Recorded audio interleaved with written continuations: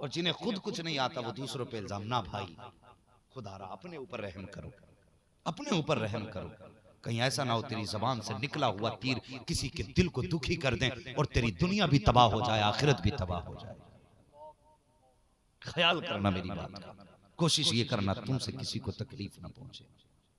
तुम्हारे जुमले, लोग कहते हैं नहीं नहीं मैं किसी को कुछ नहीं कहता हूं, मैं तो बस मुंह पे सच्चाई कह के चला जाता हूं। कभी कभी सच किसी को जलील भी कर देता है।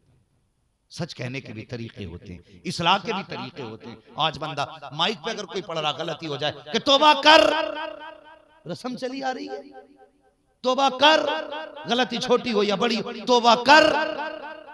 क्योंकि लोग हमें बड़ा समझ ले, वो उसने गलती पकड़ ली उसकी। इस्लाह के ये तरीके।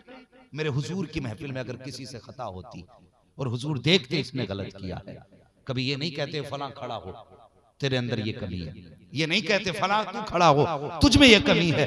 इस्लाह करने का कितना प्यारा अंदाज था। मुस्कुराते फरमाया करते, बाज लोग इस काम को ऐसे करते हैं, बल्कि ये ऐसे नहीं ऐसे करना चाहते हैं। खुदा की कसम इज्जतें भी रह जाती थी, इस्लाह भी हो जाया। हाँ, इज्जतें भी रह जाती थी, इस्लाह भी हो जाया करती थी। दिलों में जगह करो, किसी को छोटा साबित ना कर। अगर आज किसी को छोटा तूने कर भी दिया तो बता तो सही, अल्लाह अकबर, क्या तुझे मरना नहीं है? वो एक बादशाह ने किसी आलिम के पास अपने बेटे को लगाया। अभी थके तो नहीं आप लोग? अल्लाह सलामत रख के मोहब्बत से कह दें या रसूल अल्लाह। एक बादशाह ने अपने बेटे को पढ़ाने के लिए एक आलिम की ड्यूटी लगाई। कहने लगे मेरे बेटे को आप पढ़ा दीजिए। मौलाना साहब ने उस शहजादे को पढ़ाना शुरू किया। पढ़ाई मुकम्मल हो गई, बच्चा आलिम हो गया, फारिग हो गया। जब फारिग हो गया अगले दिन मौलाना ने कहा, बुजुर्ग आलिम थे, कहने लगे बेटे कल आना जरूर, तुझसे कुछ खास बात करनी है। अगले दिन वो शहजादा आया। उस्ताद ने ना हाथ में कोड़ा लिया और इतना मारा कि पूरा जिस्म उसका सुर्ख हो गया। क्या हुआ? सुर्ख हो गया। ना कोई खता, ना गलती, ना कोई परेशानी, कुछ भी नहीं, लेकिन इतना मारा कि पूरे जिस्म से खून बह निकला। और उसके बाद का जा बेटे, जो मुझे करना था मैंने कर लिया। शहजादा रोते हुए घर आया, बाप से कहने लगा, बाज मेरे उस्ताद ने बिना खता मारा है। जानते हो वो अक्ल वाले लोग थे। आज अगर मौलाना थप्पड़ मार दें किसी बच्चे के तो लेके बच्चे का हाथ पकड़ के इमाम से हिसाब कर रहा है, मारा क्यों? तुम्हें पता मेरा बच्चा कितना इज्जत वाला है, कितने लाड से पाला मैंने बच्चे को। 4000 का इमाम और 1 करोड़ के बच्चे के थप्पड़ मार दिया। नहीं जी, निकालो, दूसरा लाएंगे। ये आज के माहौल है, यही वजह है आज बेटों को बिस्मिल्लाह तो क्या कलमा तक दुरुस्त नहीं आता। लेकिन वो लोग थे। बादशाह से शहजादा कहने लगा, बजी बहुत मारा उस्ताद ने, अफसोस इस बात का नहीं मारा है, मगर अफसोस इस बात का कि बिना खता मारा है। तो बादशाह कहने लगा, नहीं बेटे इसमें हिकमत होगी। मैं तेरे कहने से तेरे बाप तेरे उस्ताद को बुला के दरबार में रुसवा नहीं करूंगा, कोई राज जरूर होगा। मैं तेरे कहने पे तेरे उस्ताद को कुछ नहीं बोलूंगा। वक्त गुजर गया, 22 साल गुजर गए, बादशाह का इंतकाल हो गया। कितने साल समझ रहे हैं ना, कितने? 22 साल गुजर गए, बादशाह का इंतकाल हो गया। फिर ये बेटा मनसब पे बैठते ही ना इसे अपने उस्ताद की याद आई। कहने लगा, याद आई, मेरे उस्ताद ने बिना खता मारा था। सबसे पहला हुक्म जारी किया कि मेरे उस्ताद को गिरफ्तार करके मेरी अदालत में पेश किया जाए। 22 साल के बाद कहा मेरे उस्ताद को मेरे दरबार में पेश किया जाए। उस्ताद को बुलाया गया। अब तो उम्र आ गई थी ना उस्ताद की भी, बुढ़ापा था, बाल सफेद हो गए थे। बुढ़ापे की वजह से ये भौएं झुक गई थी। दरबार में पहुंचे, यूं आंखें खोल के उस्ताद ने देखा शहजादा बैठा है। जब बैठा हुआ देखा, कहने लगे, शहजादे क्यों याद किया तूने? कहने लगा, बादशाह, कहने लगा, उस्ताद जी 22 साल हो गए हैं, मुझे वो बात आज भी याद है, आपने बिना खता मुझे मारा था। 22 साल हो गए बिना खता मारा था, आज तक उस चोट का एहसास भी है, दर्द भी महसूस होता है। का गुस्सा तो बहुत आया था, लेकिन उस वक्त मैं इख्तियार में नहीं था, आज इख्तियार में, तो आज हिसाब लूंगा। आज बताइए मुझे 22 साल पहले कोड़ों से क्यों मारा था? उस्ताद कहने लगे बेटे बता तो सही तुझे कितने साल हो गए मार खाए हुए। उसने कहा 22 साल हो गए। कहा भूला तो नहीं? कहा नहीं। कहा आज भी दर्द का एहसास है? कहा आज भी होता है। कहा याद आती है तो? कहा आज भी आंसू आ जाते हैं। मारा क्यों था? उस्ताद कहते हैं आज के लिए तुझे 22 साल पहले मारा था। आज का सबक था जो 22 साल पहले मार के तुझे पढ़ाया था। कहने लगा उस्ताद जी समझा नहीं। कहा बेटे मुझे पता था बाप के इंतकाल के बाद एक दिन तू इस मनसब पे बैठा था।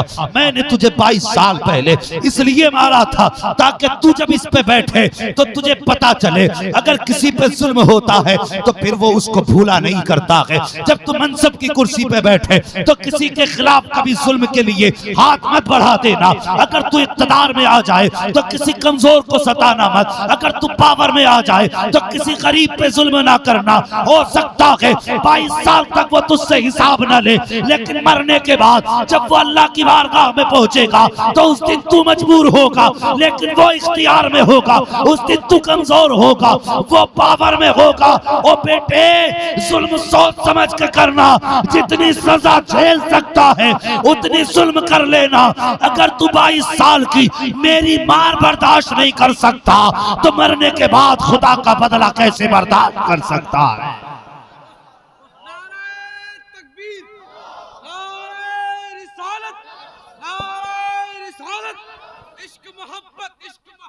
आला हजरत आला मोहब्बत प्यार मोहब्बत नारे तकबीर। समझ रहे मेरी बात? खुदारा जुल्म न करना। और सुनो गरीब नवाज को कितने चाहने वाले हैं, जरा जितने गरीब नवाज को चाहने वाले मोहब्बत से कहने या गरीब नवाज अल्लाह सलामत रखे। खुदा की कसम हम यूपी में रहते हैं और ज्यादातर चक्कर बरेली शरीफ के लगते हैं, लेकिन जब उर्स आता है ना गरीब नवाज का तो तबीयत खुश होती है। आपके बिहार बंगाल की बसें जाती हैं, पहले सलाम आला हजरत की चौखट पे होता है, दूसरा सलाम गरीब नवाज की चौखट पे होता है। अल्लाह सलामत रखे। आप बुजुर्गों के अकीदतमंद हो, लेकिन एक बात याद रखना, गरीब नवाज ने हिंदुस्तान में आकर के न तलवार के जरिए दीन फैलाया था, न ढोलक के जरिए दीन फैलाया था। आपने उस किरदार और अखलाक के जरिए दीन फैलाया था जो अखलाक मुस्तफा ने अपने शहजादे को अता किया। आज वो अखलाक ही नहीं हमारे पास। कई लोग कहते हैं जी वो आप वाकया बयान करते हैं किस किताब के अंदर मौजूद है। मैं कहता हूँ गधो कभी पढ़ भी लिया कर। जब बेटे की वो करता है ना, क्या बोलते हैं उसको, जन्मदिन मनाते हैं, ये क्या बोलते हैं, फुरफुरे? नहीं फुरफुरे ही तो बोलते हैं देवबंदियों को। हाँ फुरफुरे बोलते हैं ना इनको तुम्हारे यहाँ। अगर बोलते हैं तो बोलते हैं भाई देवबंदी फुरफुरे हैं। अरे भाई यहाँ तो नहीं है लेकिन बोला जाता ना उन्हें। हमारी महफिल में आ भी कैसे सकता है? जहां उमर का जिक्र हो वहां शैतान, जहां उमर का जिक्र हो वहां शैतान नहीं आ सकता। जहां आला हजरत का जिक्र हो वहां वहाबी नहीं आ सकता। ये ऐसा एंटीबायोटिक है, एक डोज दे दो कसम से सुबह से शाम तक करवटें बदलता बंदा। हाँ आला हजरत के नाम में वो तासीर ही ऐसी है। तो मैं अर्ज कर रहा था आपसे, तो कहते हैं ना जी किस किताब में लिखा है? कभी अजमेर जाके देख, आज भी मंजर नजर आएगा। जो जाते हैं वो देखते भी हैं। बहुत सारी बातें भाई ने फरमाइश भी की थी, लेकिन मैं चाहता हूँ वो जो भाई ने कहा ना मेरे, वो जिक्र करके बात खत्म कर लूं। सुन लेंगे ना 10 मिनट और इंशाअल्लाह। माशाअल्लाह अल्लाह सलामत रखे। मोहब्बत से कहते हैं या रसूल अल्लाह। अभी सारे नहीं बोले, कुछ लोग तो बस ऐसे ही बैठे। इतने दिन हो गए गरीब नवाज का लंगर खाते खाते और आवाज निकलने तैयार नहीं है। जरा जोर से कह देना सुभान अल्लाह। अल्लाह सलामत रखे, खुश रहो, आबाद रहो, शाद रहो। ऐसा लग रहा जलसा शुरू ही हो रहा है। अल्लाह सलामत रखे। बात सुने, सरकार गरीब नवाज, वो अखलाक वो किरदार आज भी हो ना, कसम से आज भी दीन आगे बढ़ेगा। हमारे अखलाक की वजह से ना, हमारे अखलाक की वजह से लोग दीन के खिलाफ बोल रहे हैं। हमारे अखलाक अच्छे नहीं है। वो गरीब नवाज अल्लाह वालों को अल्लाह ने बड़ी ताकत दी है, बड़ी पावर अल्लाह वालों को अल्लाह ने दी है। ये बड़ी ताकत के मालिक होते हैं। मैंने कहा था ना, अगर हुजूर के हो गए जमाना तुम्हारा हो जाएगा, जमाना तुम्हारा हो जाएगा। मुझसे फरमाइश भी है, सुने वो बात क्या थी। सरकार गरीब नवाज जब हिंदुस्तान तशरीफ लाए तो आपका जो दस्तूर था, आप कुरान पढ़ा करते थे। कुरान पढ़ते थे और ऐसे मीठे अंदाज में कुरान पढ़ते थे। अगर आज अच्छा कारी कुरान पढ़ दे तो हवाएं थम जाती हैं, बताओ जब गरीब नवाज कुरान पढ़ते होंगे तो मौसम कितना सुहाना लगता होगा।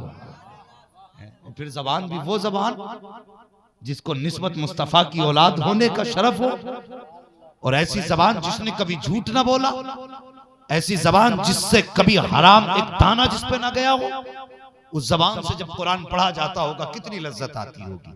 लोग जुड़ते जाते, लोग जुड़ते जाते। यही हिंदुस्तान की जमीन थी। रिवाज एक है गैर मुस्लिमों में, वो दूध चढ़ाने का रिवाज। हाँ, दूध चढ़ाने का रिवाज। जाते हैं पत्थरों पे दूध चढ़ाया करते हैं। हाँ, और उसे समझते हैं कि हमने अपने भगवान को राजी कर लिया। ये उनका अपना मजहब है, मुझे उसमें मुदाखलत नहीं, वो क्या करते हैं क्या नहीं करते हैं। लेकिन ये इनकी एक रस्म है, दूध पिलाने वाले, दूध चढ़ाने वाली। तो एक पंडित जी थे ना, तो वो रोज लुटिया भरते दूध की मंदिर लेके चले जाते थे। बेटी थी उनके घर के अंदर, जवान बेटी थी। तो उसने एक दिन अपने बाप से कहा, बाबा का जी का अब्बा जी आज हम दूध लेके जाएंगे मंदिर। बाप था, कहने लगा बेटी बड़ी अच्छी बात, आज तुम दूध लेके चली जाओ। बच्ची ने लुटिया ली, दूध लेके गई, लेकिन उसे पता नहीं था कि दूध पिलाया जाता है कि दूध चढ़ाया जाता है। मंदिर में आ गई, आके कहने लगी बाबा दूध पी लो। उसने सीधे दिल का दूध पी लो। तो पत्थर कभी बोला नहीं करते, ये बोला करते हैं कभी पत्थर, हरकत करते हैं पत्थर नहीं करते ना। उसने कहा महाराज दूध पी लो, कोई जवाब ना आया। बच्ची ने फिर कहा महाराज दूध पी लो, फिर कोई जवाब नहीं आया। बच्ची के दिल में ख्याल आया कहीं मुझसे नाराज तो नहीं है, कहीं मुझसे नाराज तो नहीं है। बच्ची कहने लगी महाराज कोई खता हो गई हो तो माफ कर दें, दूध पी लीजिए। लेकिन कोई जवाब नहीं आया। बच्ची अपने आप के बारे में सोचने लगी, शायद मुझसे कोई पाप हुआ है जिससे मेरे भगवान रूठ गए हैं, जिससे मेरे भगवान मुझसे नाराज हो गए। कहने लगी क्षमा करो दूध पी लो। कोई जवाब ना आया। बच्ची को फिर अब नदामत हुई। बच्ची रो के कहने लगी महाराज जब तक दूध नहीं पियोगे मैं जाऊंगी नहीं। अल्लाह अकबर। बच्ची का फिर इसरार बढ़ा, कोई जवाब नहीं आया। बच्ची परेशान हुई, कहने लगी ऐसे नहीं मानोगे। उसने दूध की लुटिया एक तरफ रखी और रखने के बाद अपना माथा उसके चरणों में रखा और उसके पैरों में सर मारना शुरू कर दिया। कहने लगी कि महाराज मर तो सकती हूँ, बगैर दूध पिलाए नहीं जाऊंगी। जब बच्ची ने अपना सर मारना शुरू किया पत्थर के कदमों में, वो रोती रही, कहती रही दूध पी लो। खून बहने लगा। अचानक उस बच्ची के पीछे वाले रास्ते से जो गली गुजर के जा रही थी, रास्ता जो था जहाँ वो बच्ची थी मंदिर के पास से, उस गली से गरीब नवाज का गुजर हो जाता है। मेरे गरीब नवाज का गुजर हुआ। निगाह उठती, बच्ची को देखा। कुछ बच्ची कह रही है, आपने गौर किया बच्ची सर मार रही थी। अल्लाह अकबर। गरीब नवाज ने देखा बच्ची के सर के जगह से खून बह रहा है। बच्ची के पास गरीब नवाज गए, जाके उसकी पेशानी की जगह हथेली लगा दी। फरमाने लगे बेटी बात क्या है, जरा सर तो उठा, हुआ क्या है। बच्ची कहने लगी बाबा तुम जाओ, तुम्हारा क्या काम है, ये मेरा और मेरे भगवान का मामला है, आप जाइए। सरकार गरीब नवाज ने कहा बेटी बता तो सही बात क्या है। कहा आप क्या जानो, कहा हो सकता है मैं तेरे काम आ जाऊं। उसने कहा सुनो अगर काम की बात है तो मेरे बाप रोज आते हैं, दूध चढ़ा के जाते हैं, ये दूध पी लेते हैं, लेकिन आज मैं आई हूँ ये दूध पीने का नाम नहीं ले रहे हैं। गरीब नवाज ने इतना सुना, मुस्कुराना शुरू कर दिया। फरमाते बेटी अब पिला दूध। कहा दूध पिला, ये दूध भी पिएगा। जैसी बच्ची ने कहा दूध पी लो महाराज, फिर पत्थर का पत्थर था, कोई हरकत नहीं हुई। अल्लाह अकबर। फिर कहा दूध पी लो, फिर कोई जवाब नहीं आया। अब गरीब नवाज को जलाल आया। आपने हाथ आगे बढ़ाया, मूर्ति का कान पकड़ा और घुमा के कहा देखता ना कि बच्ची दूध पीने कह रही है। जैसे इतना कहा था पत्थर के हाथ हिलने लगे, हाथ आगे बढ़ा, मूर्ति ने प्याला लिया, पीना शुरू कर देती है। पत्थर ने दूध पी लिया, बच्ची ने दूध पिलाया, पिला के घर वापस चली गई। लेकिन कपड़ों पे खून, बदन पे खून। जालिम है जमाना, दुनिया के लोग बड़े जालिम हैं, बड़े अजीब लोग हैं। अल्लाह अकबर। सोचो तो सही बच्ची खून में सन के घर गई है। गांव वालों ने देखा, कहने लगे लगता है पंडित की बेटी इज्जत लुटा के आई है, आज इसने मुंह काला किया है। अल्लाह अकबर। बच्ची घर में आई, बाप ने बेटी को देखा, कहा बेटी मामला क्या है। कहने लगी बाबा सारा मामला बयान कर दिया। बाप कहने लगा क्या कह रही हो। कहा हाँ बाबा मैं आज अपने मूर्ति को दूध पिला के आई हूँ। जब बाप ने इतना सुना, कहने लगा बेटी तू गलत कह रही है, मेरी उम्र गुजर गई जाते जाते, कभी आज तक पत्थर ने दूध नहीं पिया, कभी पत्थर ने हाथ नहीं हिलाया, तू कैसे कह सकती है कि मैंने दूध पिलाया है? बच्ची कहती बाबा मैं सच कह रही हूँ। गांव वाले कहने लगे पंडित तेरी बेटी झूठ बोल रही है,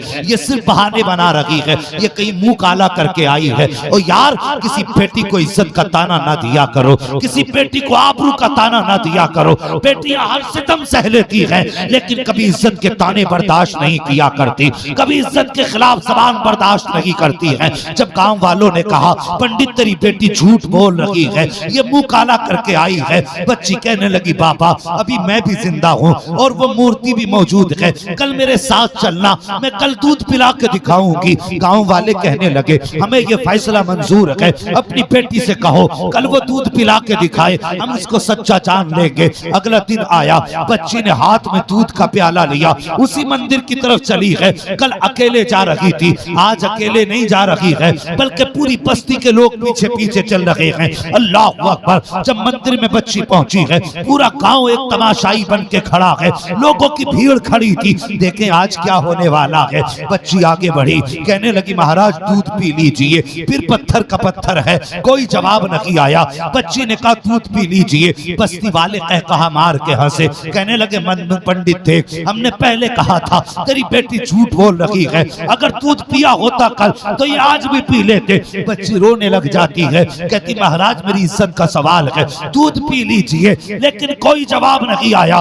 गांव वालों ने ताने दिए पंडित तेरी बेटी झूठ बोल रही है, ये कल इज्जत का गोहर लुटा के गई है, अपनी आबरू का सौदा करके गई है। वजह ये नहीं है इसने दूध नहीं पिलाया, बल्कि इसकी इज्जत नीलाम हो गई है। जब बच्ची ने इतना सुना चीख मार के रोई, गुस्सा आया बच्ची को, हाथ में दूध का प्याला लिया और इतना कहा था पीता है कि नहीं पीता, अगर नहीं पिएगा तो कल वाले बाबा को बुलाना पड़ेगा। इतना कहने की देर थी, फिर दूध पीना शुरू कर दिया। पंडित कहने लगा बेटी बता तो सही ये कल वाला बाबा कौन है? कहा मैं तो नहीं जानती, लेकिन सफेद दाढ़ी थी, सफेद चेहरा था, सफेद लिबास था, इस गली से गुजर के गया, उसने कान पकड़ा, इसने दूध पिया था, सबने दूध छोड़ा, मंदिर छोड़ा, डगर पे निकले उस पे जिस पे गरीब नवाज गए थे।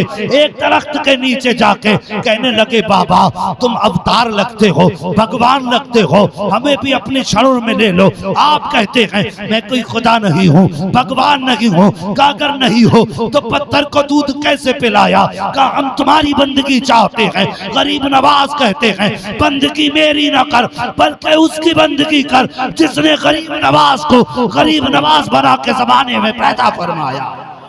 नारे तकबीर।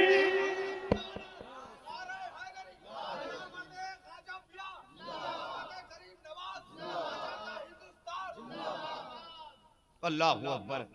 तो ये उनकी शान थी अल्लाह वालों की। आज भी गरीब नवाज नवाजते हैं। खुदा की कसम जो जिस नियत से जाता उसे वो दिया जाता, वो दिया जाता उसे।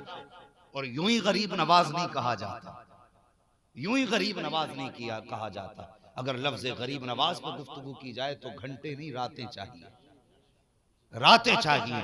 बस इतना समझ लीजिए वो हुजूर के शहजादे हैं, वो हुजूर के बेटे हैं, करीम इब्ने करीम हैं, सखी इब्ने सखी हैं।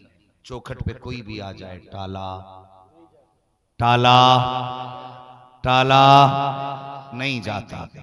ये आज भी मेरे भारत का, मेरे ख्वाजा का भारत है, कल भी मेरे ख्वाजा का भारत था और सुबह क़यामत तक मेरे ख्वाजा ही का भारत रहेगा। हाँ, अल्लाह वालों से प्यार करो, अल्लाह वालों से मोहब्बतें करो, लेकिन कोशिश ये करें दिलों में जगह बनाएंगे, दिलों में जगह बनाएंगे एक दूसरे के लिए, एक दूसरे को माफ करने का हम लोग हौसला पैदा करें। अगर किसी भाई से हमारे खता हो गई है तो माफ कर दो अल्लाह की रजा के लिए। हाँ, कितनी माएँ रोती हैं, फोन आते हैं हमारे पास, मौलाना जब से बहू घर में आई है कई महीने हो गए मैंने अपने बेटे से बात नहीं की। क्यों? वो कहती है अगर तुम बेटे से, माँ से बात करोगे तो मैं तुम्हारे घर में नहीं रहूंगी। सुन, तू भी किसी की बेटी है और एक दिन तू भी किसी की माँ बनेगी। कल अगर तेरे बेटे को कोई तुझसे दूर करेगी तेरे दिल पे क्या गुजरेगी? अगर तू चाहती है कल के इस दर्द से तू बचे तो आज अपने सास ससुर को ये दर्द ना दे। खुदारा घरों के अंदर झगड़े, बेटो गुजारिश करूंगा अपने माँ बाप को राजी कर लो, भाइयों से गुजारिश करूंगा अपने भाइयों को राजी करो, खानदान वालों से गुजारिश करूंगा एक दूसरे को राजी कर लो। माफ करने में बड़ा सवाब है। अगर तुमसे तुम्हारा कोई अपना नाराज है, ना जाना और जाने के बाद ना उससे कहना मुस्तफा की रजा के लिए माफ कर दे। खुदा की कसम तू छोटा यहां बनेगा, अल्लाह तुझे कयामत में बुजुर्गी का ताज अता फरमा देगा। बुजुर्गी का ताज अता फरमा देगा। और ये जिहालत अगर अपने बीच से खत्म करनी है, हमें अपनी नस्लों को तालीम से जोड़ना होगा। बच्चों को पढ़ाना होगा, बेटों को पढ़ाइए, बेटियों को पढ़ाइए। तालीम सबके लिए जरूरी है। ये जो आज खुराफात है हमारे बीच है ना, हमारी लाइल्मी की वजह है, हमारी कम इल्मी की वजह है। क्या ही अच्छा हो अगर बेटा कुरान का कारी हो तो बेटी कुरान की कारिया होनी चाहिए। फिर देखो घर में कितनी बहारें आएंगी। घर में जब झगड़े होंगे ना तो रोटी और बर्तन को लेके झगड़े नहीं होंगे। जब भाई बहन पढ़े लिखे होंगे तो मसाइल पे बहस होगी, हदीस को लेके बहस होगी, कुरान की तफसीर पे बहसें होगी। खुदा की कसम घर तुम्हारा होगा, रहमतें खुदा की बरसने लग जाए। तो रिश्ते अपने दीन से जोड़िए, तालीम के करीब आइए, बेटियों को भी पढ़ाइए, बेटों को भी पढ़ाइए। कोशिश ये करें दीनदार बेटी घर में बहू बना के लाएं। कैसी वाली? कैसी? दीनदार बेटी घर में लाएं, मालदार नहीं। ये मत सोचना मौलवी तो फकीर बना के जा। कैसी बेटी लानी है?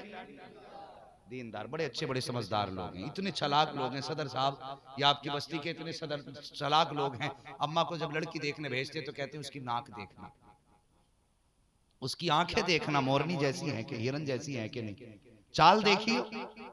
ऐसे तो नहीं, ऐसे नहीं चलती बिल्कुल जैसे मोर चलता है। और बाल देखियो नागिन जैसे हैं कि नहीं।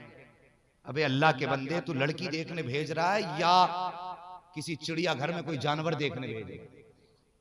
मिजाज बना लिए, आंखें दिखवा रहा है, गाल दिखवा रहा है, रंग दिखवा रहा है, लंबाई दिखवा रहा है। खुदा के बंदे जब बीवी देखने भेजा कर तो जहां रंग की बात करे ये भी कह दिया कर माँ, जब उसके चेहरे को देखे ना तो माथा गौर से देखना उसकी पेशानी पे सजदे के निशान है कि नहीं। जब तू उससे बात करे उसकी जबान की शगुफ्तगी देखे ना तो बात करते वक्त ये देखना उसके मुंह से कुरान पढ़ने की महक आती है कि नहीं। हाँ, और जब उससे तू ये कहे ना चाल नागिन जैसी हो तो उससे कहना माँ सही से देख के आना, जब वो चले तो देखने में कनीज़े फातिमा लगती है कि नहीं, पर्दे में हया में सिमट के चलती है कि नहीं, ये दिखवाया कर। खुदा की कसम ऐसी बीवी घर में लेकर के आएगा, गोद तेरी होगी, आने वाला गुलाम गरीब नवाज हो जाए। हाँ, तो ऐसी बीवियां तलाश करें। अगर हाई स्कूल ही लेकर के आओगे, MBBS लेकर के आओगे तो बेटे खाना भी खुद बना के खाओगे, पानी खुद भर के पियोगे। जब वो शोहर की नहीं हो सकती तो आने वाली नस्लों की क्या खाक हो सकती है।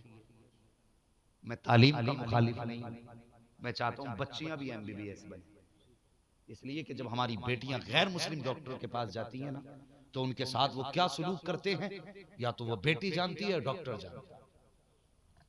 इसलिए मैं चाहता हूं बेटियां MBBS हों, हमारे अपने हॉस्पिटल हों, हमारे अपने मुस्लिम गर्ल्स कॉलेज हों, उनमें पढ़ने वाली भी बेटियां हों, पढ़ाने वाली भी बेटियां हों, पढ़ने वाली भी पर्दे के साथ आए, पढ़ाने वाली भी पर्दे के साथ।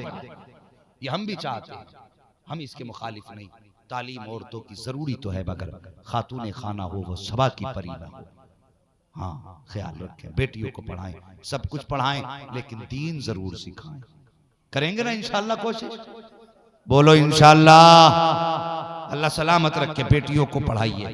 कुछ लोग इसलिए नहीं पढ़ाते कि बेटियां तो पराया थाने चली जाएंगी। बेटों को पढ़ा लो, ये कमा के रोटी खिलाएगा। सुन, बेटी पराया धन जरूर है लेकिन बेटा अगर दुनिया का सहारा है तो बेटियां आखिरत का सहारा होती है। आज बेटियों के साथ भला कर, मरने के बाद खुदा तेरे साथ भलाई का अमल पेश किया जाएगा तेरे साथ। तो बेटियों के साथ उसने सुलूक करें, इन्हें भी पढ़ाएं, बेटों को भी पढ़ाएं। सारे लोग तालीम के करीब, तालीम के करीब हों। कुछ जगहों पे नाटक होते हैं, उसमें हजारों लाखों रुपए खर्च करते हैं। अगर वो पैसा गरीब तलबा पे खर्च किया जाए, इंशाअल्लाह पूरी कौम का भला हो जाएगा। माशाअल्लाह सुभान अल्लाह। मुझे खुशी हुई बंगाल की जमीन पे भी जितने स्कूल रास्ते में मिले, हमारे ड्राइवर से पूछ के देखना, हमने बच्चियों को देखा, खुदा की कसम दिल खुश हो गया। अगर छोटी बच्ची भी थी ना तो चेहरे पे नकाब लपेट के जा रही थी। अल्लाह सलामत रखे। हम काम देख के खुश होते हैं, जुब्बे कुब्बे देख के खुश नहीं होते। हाँ माशाअल्लाह, जो भी काम है ना, अल्लाह ताला अगर ये काम इमाम साहब के हाथों से लिखा है, अल्लाह इनकी उम्र में बरकतें अता फरमा दे। हाँ, और बच्चों को नसीहत करें, बेटियों को नसीहत करें कि पर्दे में रहें। आज जगह जगह पर वो उस बच्ची के लेकर के, मुस्कान वाले मसले को लेकर के एहतजाज हो रहे हैं। मैं कहता हूँ एहतजाज करने से बेहतर तरीका ये है कि जो कल तक नकाब नहीं पहनती थी, आज उनसे कह दो आज के बाद तुझे नकाब नहीं छोड़ना। हाँ, कल तक 10% गांव में नकाब था, आज 100% हो जाना चाहिए। खुद ब खुद कलेजे फट जाएंगे इनके यार। नकाब इस्लाम की वो शनाख्त है, खुदा की कसम, जो किसी मजहब के पास नहीं है। इस्लाम ने बेटियों को नकाब पहना करके ये बताया है, जिस तरह किताबों में कुरान जैसा कोई नहीं हो सकता, उसी तरह बेटियों में मुस्लिम बेटियों जैसा कोई नहीं हो सकता। तो बेटियों को नकाब पहना, इन्हें पर्दे में लाएं, लाजिम करते हर बंदा। और खुदा की कसम मुझे खुशी है, आपके बंगाल के पूरे सूबे में कई जिलों से गुजर के आया हूँ, अक्सर जगह स्कूलों की छुट्टी देखी ना तो बच्चे बड़े अदब के साथ जाते मिले। हाँ, लड़कियों के सरों पे दुपट्टे, किसी के ढाटे लगे। अल्लाह करे कि मुकम्मल पर्दे में बेटियां हो जाएं। बोल तो आमीन। लेकिन नुकसान एक बात आ दूं, तुम्हारी वजह से हो रहा है। सबको शिकवा बेटियां नकाब नहीं पहनती, दुपट्टे नहीं ओढ़ती, लेकिन मेरा तुमसे शिकवा है, तुम भी तो टोपी नहीं ओढ़ते। कितनी बार टोपी ओढ़ते हो? जब नमाज पढ़ने जाते हो, ओढ़ी, नमाज पढ़ी, यूं मारा हाथ जेब में। यार अगर नकाब औरत का लिबास है तो टोपी तेरा लिबास है। जब से बेटों ने टोपियां उतार दी, बेटियों ने दुपट्टे उतार दिए। आज से तुम टोपियों को लाजिम समझ लो, बेटियां दुपट्टे ओढ़ने लग जाएंगी। हाँ, टोपी को लाजिम करो, हमारी पहचान है। फरमाया गया इन्ना दीना इंदल्लाहिल इस्लाम, अल्लाह के नजदीक पसंदीदा दीन और मजहब इस्लाम है। हाँ, इससे बेहतर और इससे सच्चा हक मजहब कोई नहीं। एक दिन देखना पूरी दुनिया इसी मजहब का इकरार करेगी। हाँ, इसी मजहब का इकरार करेगी। कोशिश करें जितनी बातें मैंने कही हैं इन्हें दिल में रख के लेकर के जाएं और इन पे अमल करने की कोशिश करें। सबसे पहला काम यह है एक दूसरे को माफ करना है। दूसरा काम यह है हमें बरेली से जुड़े रहना है।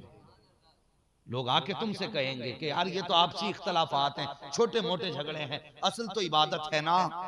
कहना असल इबादत नहीं मेरे लाल, असली ईमान है। अगर ईमान है तो छोटी नेकी भी काम आ जाएगी, और अगर ईमान नहीं तो हज भी काम नहीं आने वाला है। ईमान की हिफाजत जरूरी है, बदमज़हबों से दूरी, अकीदे की हिफाजत जरूरी है।